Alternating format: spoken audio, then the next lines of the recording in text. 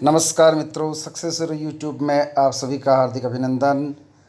वर्ण विचार के चौथे इस वीडियो में सबसे पहले मैं उन स्टूडेंट्स से जो ये वीडियो पहली बार देख रहे हैं इस चैनल पर, तो इससे पहले 3 वीडियो वर्ण विचार के डाले जा चुके हैं वस्तुनिष्ठ प्रश्नों को लेकर, जो महत्वपूर्ण प्रश्न थे, जिन प्रश्नों पर हमने चर्चा की थी और उन प्रश्नों के माध्यम से परीक्षा उपयोगी और साथ में वर्ण विचार विषय जो प्रकरण है उस पर पकड़ बनाने के लिए अब हम देख रहे हैं विभिन्न प्रतियोगी परीक्षाओं में अब तक पूछे गए महत्वपूर्ण प्रश्नोत्तर जो विभिन्न भर्ती परीक्षाओं में आते रहे हैं और उनके फिर से आने की संभावना होती है। ये इसलिए है ताकि एक एंगल मिले, आपको भी एक पता चले कि किस तरह के प्रश्न पूछे जाते हैं, क्योंकि सबसे इम्पोर्टेंट चीज़ केवल पढ़ना नहीं है, साथ में ये भी हमें पता रहे कि प्रश्न किस तरह से पूछे जाते हैं। तो देखें, मूर्धन्य ध्वनियाँ कौन सी है। तो पहले हम देख चुके हैं, पिछले वीडियो में हमने ये बात की थी, टे से टमाटर खाओ और धन्य हो जाओ। टे से टमाटर खाओ और धन्य हो। टे से टमाटर का मतलब है टे ठे डे ढे, ये जो वर्ग है। धन्य शब्द का अर्थ है, याद रखना है, मूर्धन्य, जिसमें धन्य शब्द है मूर्धन्य। तो मूर्धन्य ध्वनियाँ कौन सी है, और इसमें जो स विकल्प है वही उत्तर होगा। किन ध्वनियों को अनुस्वार कहा जाता है? उत्तर है स्वर के बाद में आने वाली नासिक्य ध्वनियाँ। स्वर के बाद में आने के कारण से इन्हें अनुस्वार कहा जाता है। अनु जब उपसर्ग लगता है उसका अर्थ होता है बाद में, पीछे, पश्चात। ये स्वर के पश्चात कैसे लगती है? ये स्वर के पश्चात इस तरह से लगती है कि जब भी हम वर्ण विश्लेषण करते हैं, मैंने एक तो कै के ऊपर बिंदी लगा दी है, एक दै के ऊपर बिंदी लगा दी है। इन दोनों का वर्ण विश्लेषण करके देखते हैं। कै का यदि वर्ण विश्लेषण करेंगे तो कै के नीचे हलंत और फिर ए और उसके बाद में बिंदी। दै का वर्ण विश्लेषण करेंगे तो दै के नीचे हलंत, उसमें ए और फिर उसके बाद में बिंदी। अब आप दोनों ही वर्ण विश्लेषण में देखें, बिंदी के ठीक पहले ए है, यहाँ पर भी बिंदी यानी अनुस्वार से ठीक पहले स्वर है।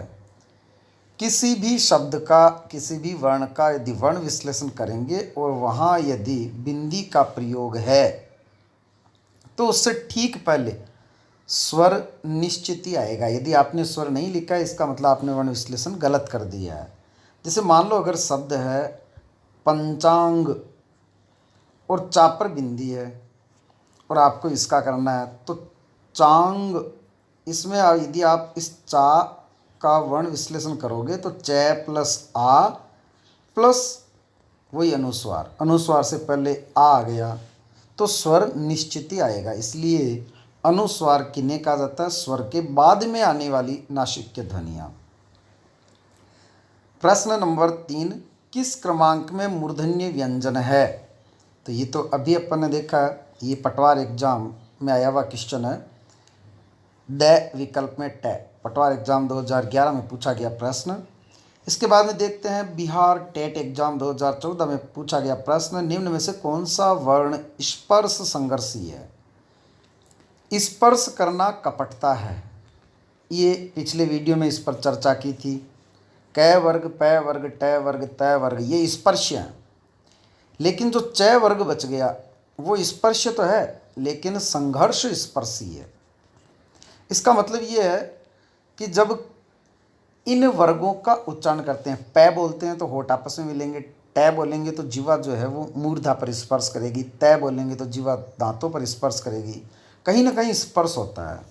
जब चै, छे, जै, झै इनका उच्चारण करते हैं तो चै, छे हल्का सा संघर्ष होता है। जीवा स्पर्श जरूर करती है लेकिन पहले आरंभ में संघर्ष होता है और उसके बाद में स्पर्श होता है, तो इसलिए ये स्पर्श संघर्षी कहलाते हैं। तो ए ऑप्शन में जो है झ, चै, छे, जै, झ, इसलिए झ जो है वो स्पर्श संघर्षी है इनमें से। इसके बाद में प्रश्न जो अभी जिस पंचांग की अपन बात कर रहे थे, शब्द में उच्चरित ध्वनियों का लेखन निम्न में से किसमें हुआ है? जी मैं देख पा रहा हूँ इस प्रश्न में चारों ही जो विकल्प हैं थोड़ा सा इसमें इसको समझने के लिए, क्योंकि इसमें हल्की सी त्रुटि हो रखी है, टाइपिंग मिस्टेक है, तो इसको समझने के लिए पहले हम कुछ बातें देखते हैं। अनुस्वार से संबंधित बहुत इम्पोर्टेंट बात। मान लो एक शब्द है कंद और उस पर बिंदी का प्रयोग किया गया है। ये अक्सर पूछा जाता है प्रश्न, जैसे हिंदी हिंदी पर ऊपर बिंदी लगाएं या न लिखें, तो इसको लेकर के एक चीज़ को अपन समझें। जैसे अभी मैंने लिखा था कंद और कै पर मैंने बिंदी लगा दी। इसी तरह से एक शब्द लिख देता हूँ पंत, इस पर भी मैंने बिंदी लगा दी। इसी तरह से एक शब्द लिख देता हूँ पंच। अब इसको अपन समझें। इस कंद को अपन इस तरह से भी लिख सकते हैं, इस पंत को अपन इस तरह से भी लिख सकते हैं। इस पंच को हम जब लिखेंगे तो बिंदी के स्थान पर ये का प्रयोग करेंगे, आगे च है। अब इसको समझें। या जैसे मान लो एक शब्द और है कंप, यहाँ बिंदी के स्थान पर हम आधा मैं लिख कर लिखेंगे कंप। बिंदी के बाद में यदि द है तो द का पंचम वर्ण है त थ द द न, इसलिए हमने बिंदी के स्थान पर न का प्रयोग किया। बिंदी के बाद यदि त है तो त थ द द न, इसलिए बिंदी के बाद में हमने न का प्रयोग किया बिंदी के स्थान पर। अनुस्वार के पश्चात जो है वो च है और च का पंचम वर्ण होता है च च ज ज य, इसलिए बिंदी के स्थान पर हमने य का प्रयोग किया। अनुस्वार के पश्चात यदि प है तो हमने अनुस्वार के स्थान पर मैं का प्रयोग किया। तो ये तो हो गई एक बात। अब प्रश्न जब आता है कि इनमें से सही कौन सा है, तो जब सही की बात आती है तो सही दोनों ही हैं, दोनों ही सही है, ये भी सही है ये भी सही है। लेकिन एक और प्रश्न, इनमें से मानक कौन सा है? तो मानक के लिए जब देवनागरी लिपि का मानकीकरण हुआ तो उसमें यह तय किया गया कि टंकण की सुविधा के लिए, टाइप की सुविधा के लिए, आप खुद सोचें, यदि एक किसी जैसे रमेश है उसको कह दिया जाए कि तुम्हें इन शब्दों को टाइप करना है, एक तो है कंप, एक शब्द था पंच, एक शब्द है कंद, और एक सुरेश है, उसको ये कह दिया जाए कि तुम्हें इसको टाइप करना है पंच कंद, तो बताओ रमेश पहले टाइप करेगा या सुरेश? निश्चित बात है रमेश पहले टाइप करेगा, क्योंकि रमेश को हर दूसरी ध्वनि जो टाइप करनी है उसको बिंदी लगानी है, जबकि सुरेश को हर दूसरा अपनी उंगली को कंप्यूटर पर या टाइप में जो कीबोर्ड है उसमें अलग अलग जगह ले जानी होगी। इसलिए इस सुविधा को ध्यान में रखते हुए ये मानक है। सही दोनों ही हैं, फिर ध्यान दें दोनों ही सही हैं, लेकिन मानक ये है, स्टैंडर्ड जिसको हम बोलते हैं। अब प्रश्न पूछा गया कि पंचांग, तो उसी आधार पर हम इसको सही करें कि पंचांग जो शब्द है उसको किस तरह से लिखेंगे। बिंदी के बाद में च है, इसलिए हम ये का प्रयोग करेंगे, और आगे हो गया चा।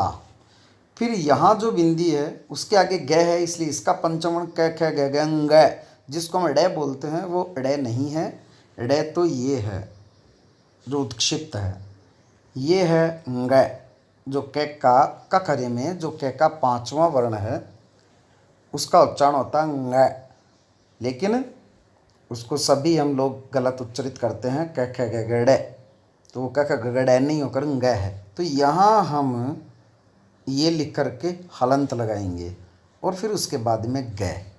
ये हो गया हमारा पंचांग, जिसको इस तरह से लिखा गया है।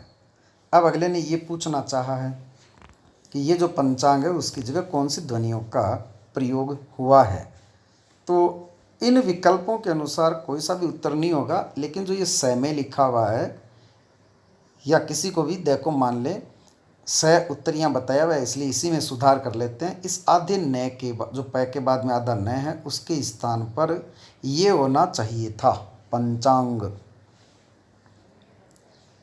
द्वित्व व्यंजन का प्रयोग, ये हालांकि सुधार दिया गया है मूल जो PDF है उसमें, क्योंकि ये कुछ इस तरह से लिखा हुआ था और टाइप वाले के जब समझ में नहीं आया तो ये इस तरह से, क्योंकि यह आधा है और इसमें चाप पूरा है, तो उसके समझ में न आने के कारण से उसने न का प्रयोग कर दिया। संभवतया द्वित्व व्यंजन का प्रयोग किस शब्द में नहीं हुआ है? कल हमने बात की थी द्वित्व व्यंजन और वर्णगुच्छ। द्वित्व व्यंजन वो होता है जहाँ एक ही तरह के दो वर्णों का प्रयोग साथ में हो, जैसे बच्चा शब्द लिखते हैं या दिल्ली शब्द लिखेंगे या कुत्ता शब्द लिखेंगे तो आधा तय पूरा तय। पूछ रहा हो कहाँ नहीं हुआ है, तो निश्चित बात है स विकल्प में बलगा जो शब्द है उसमें नहीं हुआ है। पीएसआई एग्जाम 2011, एलडीसी एग्जाम 2014 दोनों में ये आया हुआ है। किस क्रमांक वाली ध्वनि अक्षर ध्वनि है? ये जो अक्षर ध्वनि है, ये अक्षर वर्ण ध्वनि, क्या अंतर है इनमें, ये चर्चा खीर कभी बाद की या फिर, क्योंकि अक्षर और वर्ण यदि आप समझ सकें तो केवल इतना सा यहाँ समझ लें, अक्षर और वर्ण में अंतर है। कभी ये नहीं सोचें कि अक्षर और वर्ण तो एक ही बात होती होगी, जी नहीं। न अक्षरो इति अक्षरम, एक ही आघात में उच्चरित जो ध्वनि है वो अक्षर कहलाती है। जैसे सत्य, सत, आपने जब छंद में मात्राओं का, जिसको भी पता हो छंद में मात्राएं किस तरह से लगाई जाती है, ये आधात है इस स के साथ उच्चरित होता है, इसलिए वो इसको डबल कर देता है, दो मात्रा बना देता है, जिसका ये प्रतीक होता है सत। ये एक आघात में उच्चरित हो गया, ये एक अक्षर है, और ये एक अक्षर है। इसमें अक्षर दो ही हैं लेकिन वर्ण अधिक हैं।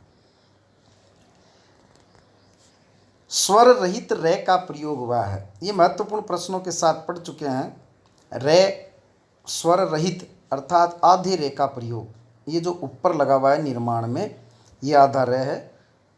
त्रैत्रिशूल, त्रैत्रिशूल या टे के नीचे जो रे लगा हुआ है, क्योंकि किसी के भी नीचे जो रे लगता है वो पूरा होता है, इसलिए केवल पुनर्निर्माण जो शब्द है, पुनः निर्माण, उसमें ये निर्माण शब्द में आधा रे जो है वो स्वर रहित है।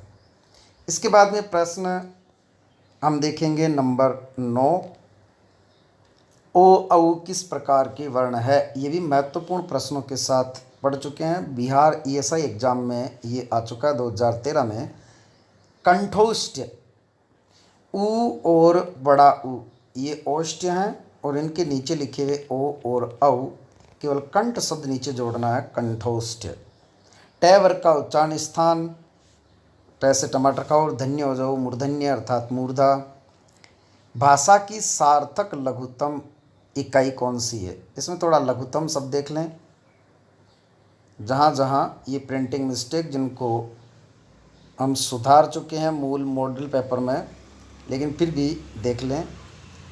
जब भी तय के ये डंडा आता है अर्थात आधा तय, तो मात्रा बड़ी होगी, लघुत्तम, क्योंकि इसका अर्थ ये है लघु प्लस उत्तम, जो छोटा होकर भी उत्तम हो।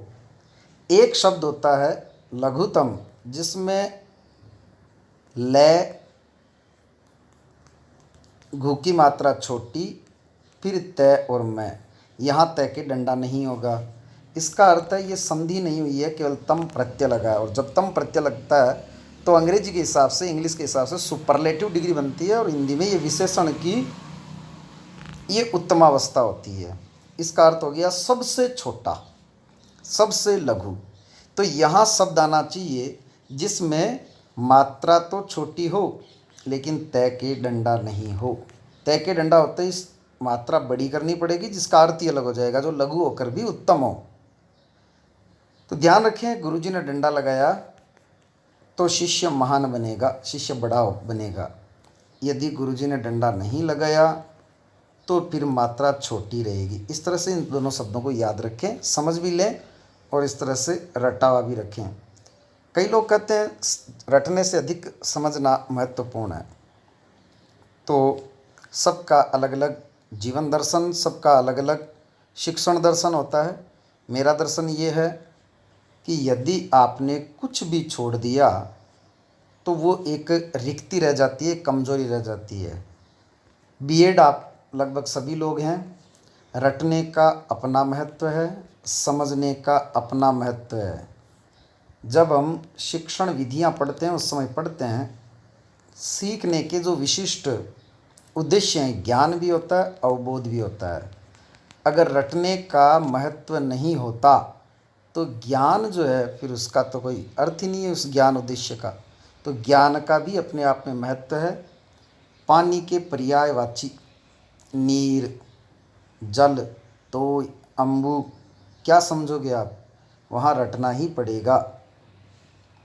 हाँ, उन पर्यायवाची से आप बादल के पर्यायवाची बना सकते हैं, इस तरह से साथ में समझे भी, लेकिन रटना भी अपने आप में भले ही ये बुराई हो लेकिन आवश्यक है। तो आवश्यक बुराई है, तो कुछ चीज़ें रटने के लिए इस तरह की ट्रिक वगैरह में बनानी होती है और बनानी चाहिए। तो भाषा की सार्थक लघुत्तम जो इकाई है, यहाँ तक के डंडा नहीं होना चाहिए, अर्थात सबसे छोटी इकाई हरियाणा स्कूल पात्रता परीक्षा 2008 में ये आया हुआ है। तो भाषा की सार्थक शब्द जुड़ गया है, सार्थक, ये भी हम महत्वपूर्ण शब्दों के साथ पढ़ चुके हैं। सबसे छोटी जो इकाई है वो है शब्द। वर्ण जो है वो उसका अर्थ नहीं होता, केवल क उसका क्या अर्थ होगा? कमल, इधर आ। अब कमल का भी अर्थ है, इधर का भी अर्थ है और आ का भी अर्थ है। किस क्रम में ऊष्म व्यंजन नहीं है? ये 3rd ग्रेड 2012 में पूछा हुआ है। तो ऊष्म व्यंजन श, श है, ये चारों ऊष्म व्यंजन हैं और इसके अनुसार उत्तर जो है वो हो जाएगा ब।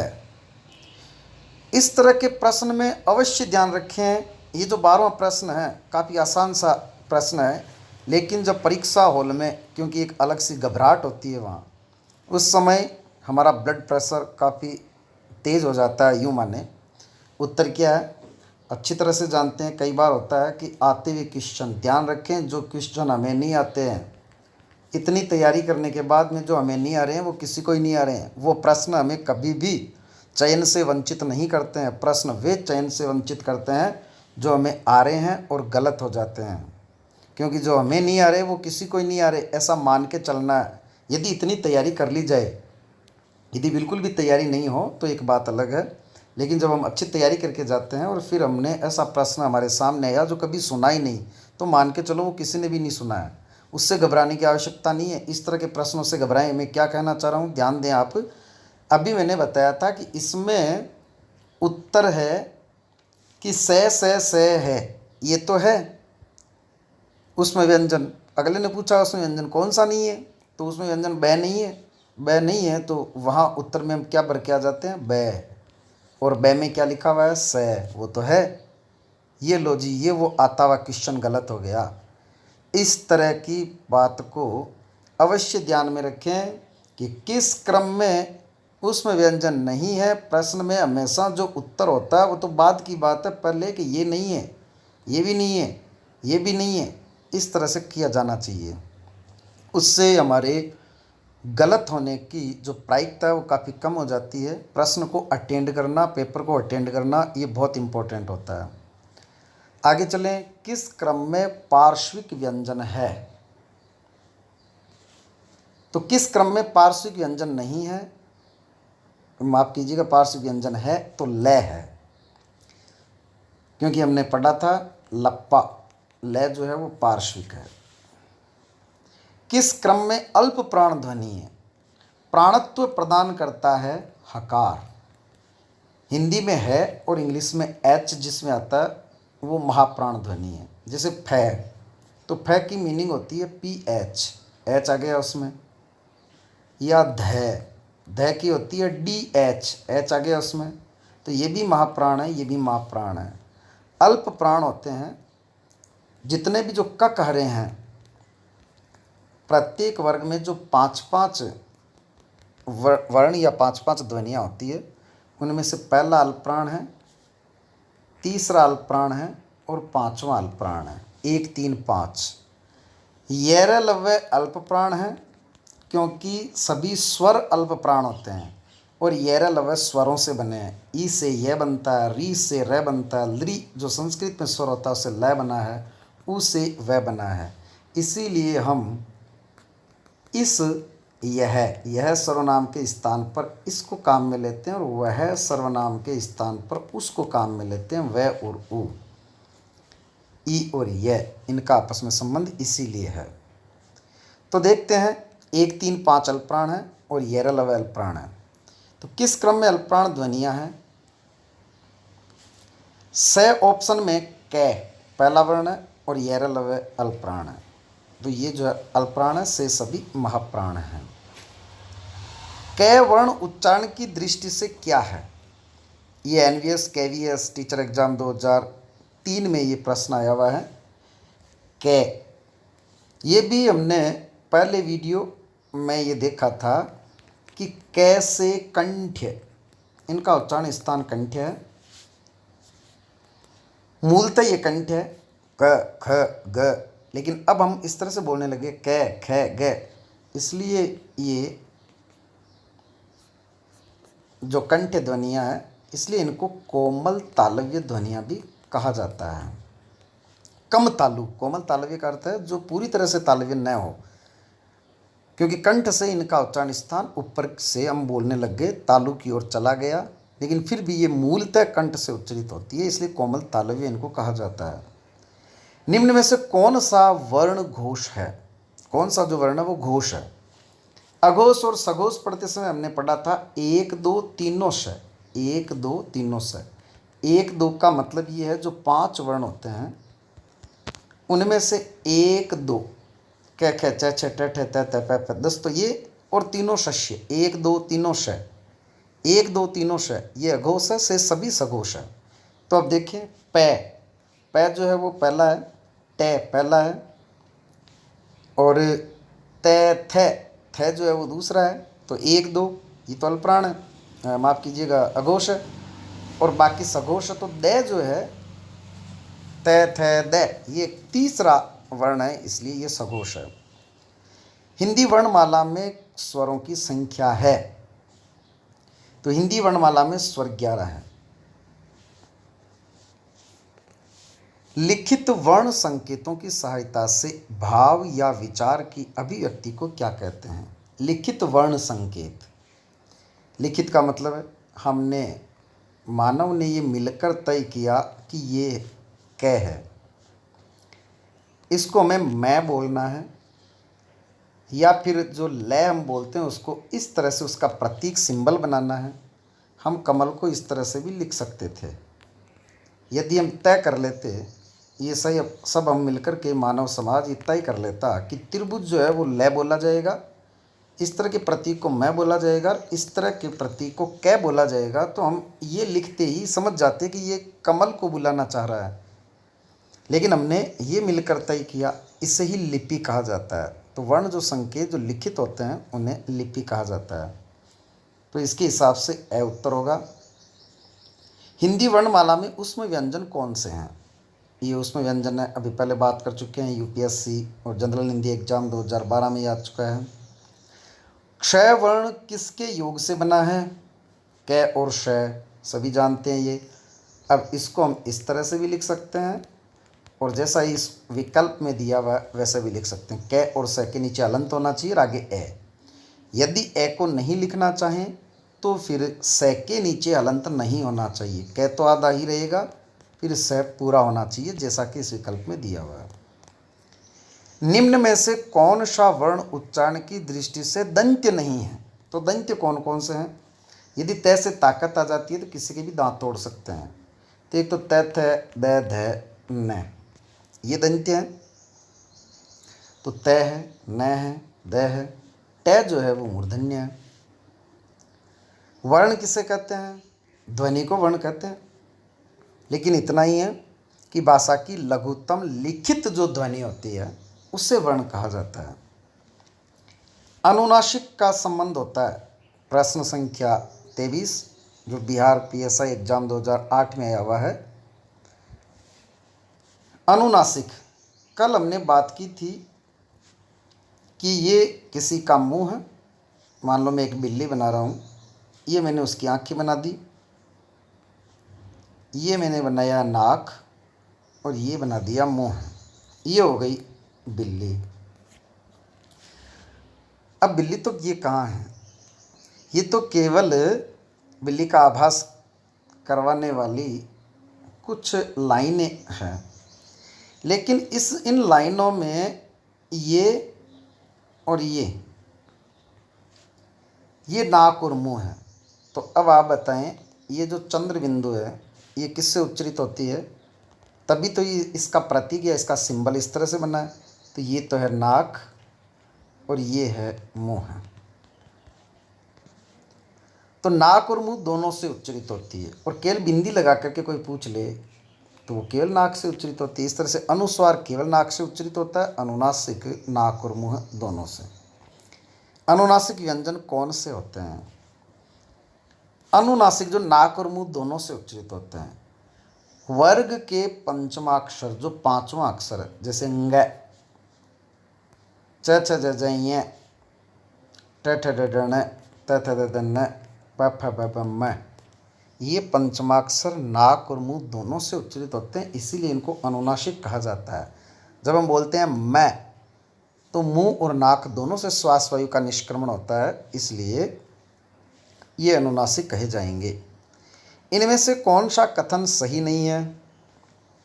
ए कंठ्य ध्वनि है, तो ए बिल्कुल कंठ्य ध्वनि है। आ दीर्घ स्वर है, ई मूल स्वर है, ई संयुक्त स्वर है। संयुक्त स्वर ई नहीं है। पाणिनि जी ने यह बताया था कि ए और आ सवर्णी स्वर है, क्योंकि ए और ए के मिलने से ही आ बना है। ई और ई सवर्णी स्वर है, ई और ई मिलकर ही ई बनता है। उ और उ सवर्णी स्वर है, उ और उ मिलकर ही उ बनता है। लेकिन ए और आई ये सवर्णी नहीं है। ए ये संयुक्त स्वर है, ए और ई के मिलने से बनता है। लेकिन जो ई है वो अपने ही वर्ग का है, इसलिए ये संयुक्ताक्षर नहीं है। निम्नांकित में महाप्राण वर्ण है, अल्पप्राण और महाप्राण। अल्पप्राण 1, 3, 5 और यैरलव है। 1, 3, 5 और यैरलव है। तो इनमें यैरलव में से र ल व आ चुके हैं। ये जो स है वो महाप्राण है। महाप्राण हकार जो होता है वो प्राणत्व प्रदान करता है। मोमबत्ती की लौ के सामने जिस ध्वनि को बोलने से मोमबत्ती की लौ बुझ जाएगी या बुरी तरह प्रभावित होगी वो महाप्राण है। ख बुझ जाएगी, क नहीं बुझेगी। उसी तरह से र ल व नहीं बुझेगी, श हवा अधिक निकलेगी, वो बुझ जाएगी या फिर बुरी तरह प्रभावित होगी। इनमें से किस वर्ण का उच्चारण स्थान अन्य 3 वर्णों के उच्चारण स्थान से भिन्न है? तो हमने पढ़ा था कि त थ दंत्य है, और एक शब्द पढ़ा था नसल और एक शब्द पढ़ा था लसन। एक ही बात है, दोनों ही शब्दों में तीनों वर्णों का प्रयोग है। लसन को दांतों से खाना है, इसका मतलब ये भी दंत्य है। तो ल भी दंत्य है, स भी दंत्य है, न भी दंत्य है। तो इस प्रश्न में स जो है वो भी दंत्य हो गया, त और थ भी दंत्य है। लेकिन ये जो श है ये श तालव्य है। इसके लिए भी एक शब्द बताया था मैंने, ईशय। तो ईशय ये तीनों ही तालव्य हैं। ये हमारे वो महत्वपूर्ण प्रश्न, क्योंकि ये भी आरपीएससी टीचर ग्रेड 3 में आया हुआ है 2018 में। शब्दकोश उसके बाद में हम पढ़ेंगे। दोस्तों, आपको वीडियो कैसा लगा ये ज़रूर बताना, ताकि मैं इसको निरंतर जारी रखूं। वीडियो डालने की गति, बोलने की गति, वीडियो प्रतिदिन आने चाहिए, एक आध दिन छोड़ कर के या कुछ ज़्यादा अंतराल। जैसे भी आपके सुझाव हो कमेंट बॉक्स में ज़रूर कमेंट करें, उससे एक अच्छी सी योजना बनती है और ये योजना आप लोगों के लिए अधिक उपयोगी और कारगर होगी। तो मैं आपसे आशा करूँगा कि आप अपने सुझाव ज़रूर देंगे। धन्यवाद।